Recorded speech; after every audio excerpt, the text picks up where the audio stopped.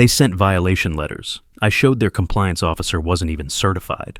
I'm Jake Holloway, 41 years old, a construction inspector with 15 years evaluating building code violations, and I keep every document because that's how you survive in my line of work. My property was compliant, but 5 violation letters arrived in 14 days, claiming I'd broken rules I'd never violated. Lawn height, mailbox color, shed paint tone. Each letter threatened fines totaling $3,200, plus a lien if I didn't comply within 72 hours. I showed up at the HOA meeting with photos, measurements, and code references, but their new compliance officer cut me off and said, with a smirk, "You don't know the rules. That's why you get violations."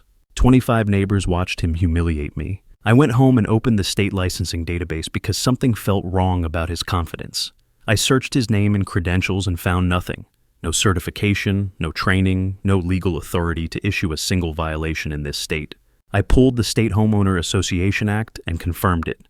Compliance officers must be state certified to legally enforce HOA rules, and every violation he'd signed was void. I printed the licensing database, highlighted his absence, and brought it to the next meeting, where I stood up and said, "Your compliance officer isn't certified. None of these violations are legal."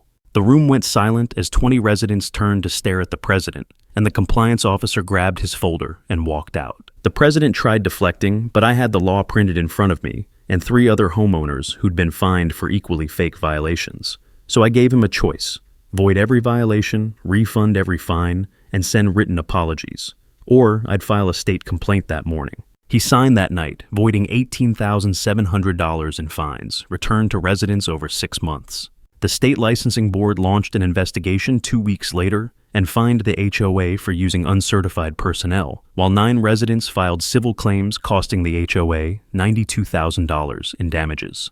The compliance officer was terminated the next day, the president got recalled within 48 hours, and the budget collapsed under legal fees. The county asked me last month to join the new rules committee to rebuild the system with certified oversight. And now, every enforcement action requires verified credentials that I personally review. They sent fake violations, but I showed them what real compliance looks like. Ever dealt with HOA overreach? Drop your story below.